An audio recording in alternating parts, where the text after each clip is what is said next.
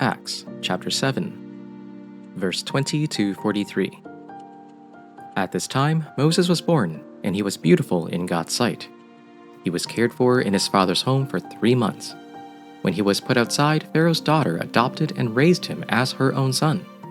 So Moses was educated in all the wisdom of the Egyptians and was powerful in his speech and actions. When he was 40 years old, he decided to visit his own people, the Israelites. When he saw one of them being mistreated, he came to his rescue and avenged the oppressed man by striking down the Egyptian. He supposed that his kinsfolk would understand that God through him was rescuing them, but they did not understand. The next day, he came to some of them, as they were quarreling, and tried to reconcile them, saying, "Men, you are brothers. Why do you wrong each other?" But the man who was wronging his neighbor pushed Moses aside, saying, "Who made you a ruler and a judge over us? Do you want to kill me as you killed the Egyptian yesterday?" When he heard this, Moses fled and became a resident alien in the land of Midian. There he became the father of 2 sons.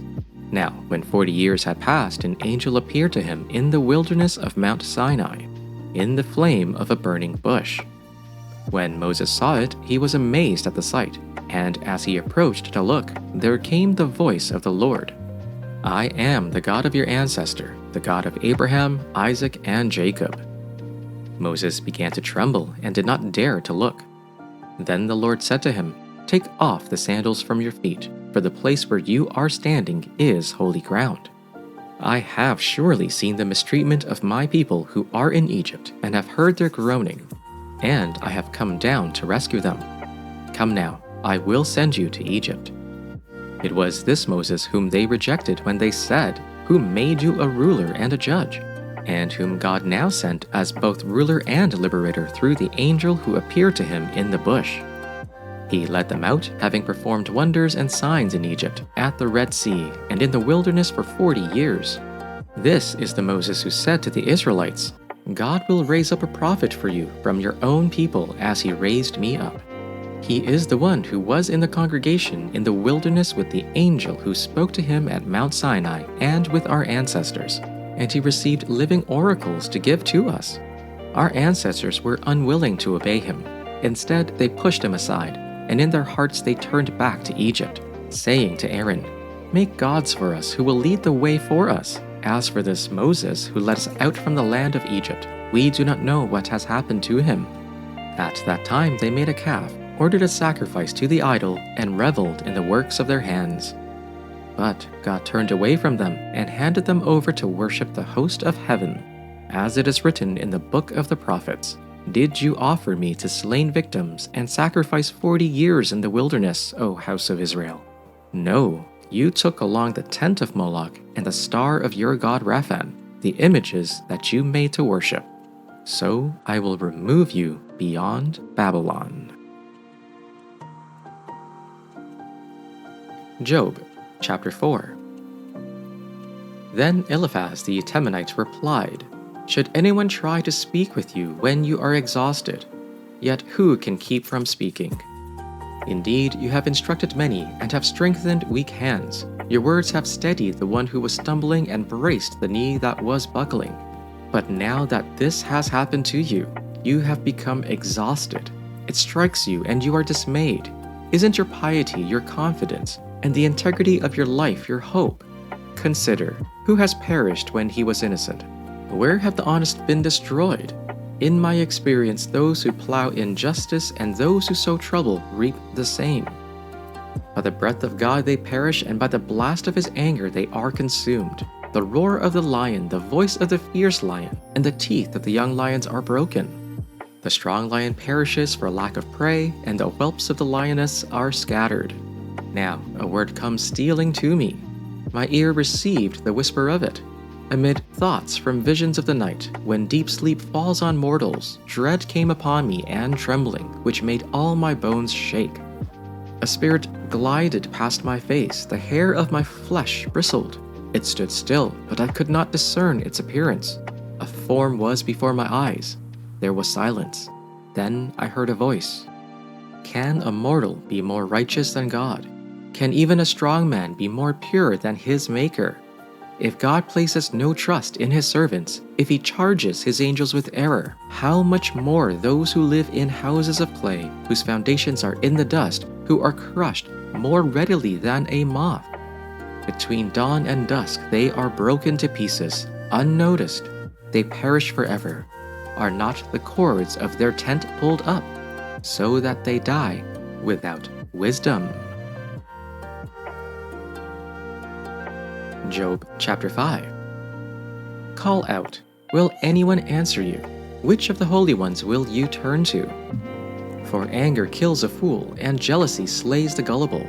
I have seen a fool taking root, but I immediately pronounced a curse on his home. His children are far from safety.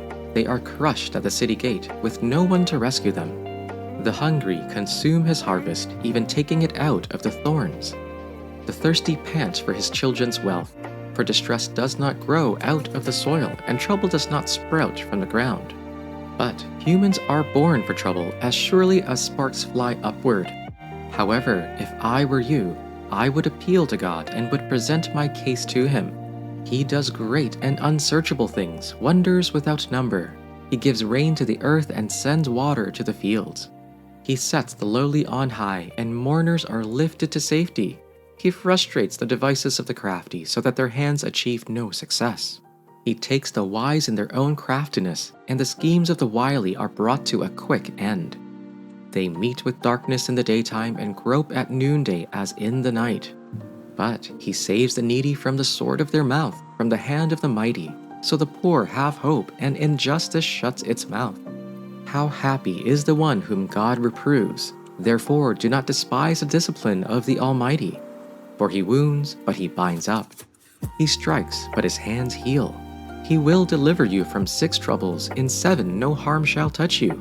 In famine he will redeem you from death, and in war from the power of the sword.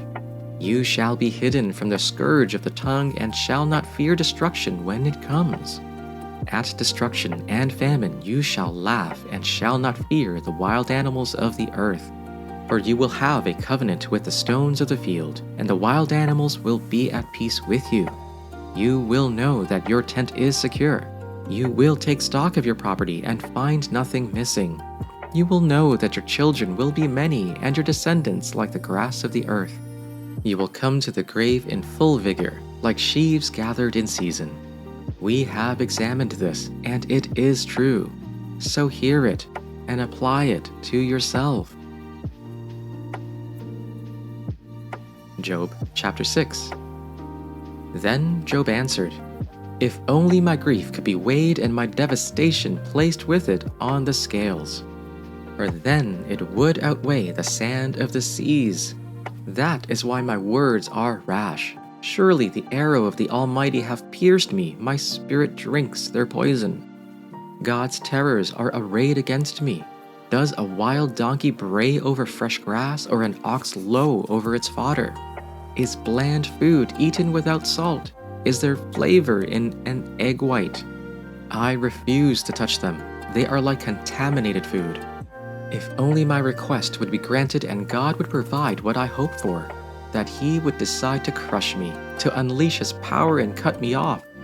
It would still bring me comfort, and I would leap for joy in unrelenting pain that I have not denied the words of the Holy One. What strength do I have that I should continue to hope? What is my future that I should be patient?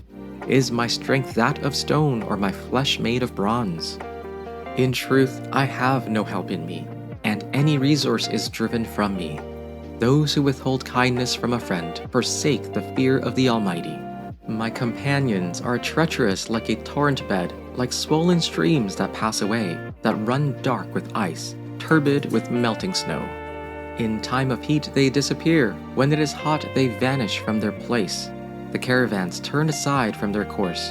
They go up into the waste and perish. The caravans of Tema look. The travelers of Sheba hope. They are disappointed because they were confident. They come there and are confounded. Such you have now become to me. You see my calamity and are afraid.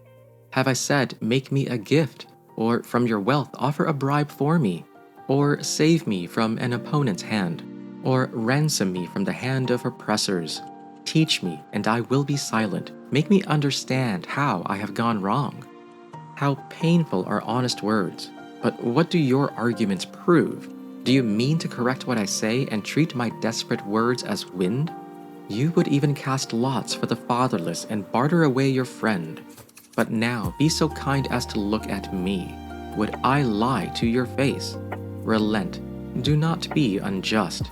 Reconsider, for my integrity is at stake. Is there any wickedness on my lips? Can my mouth not discern malice?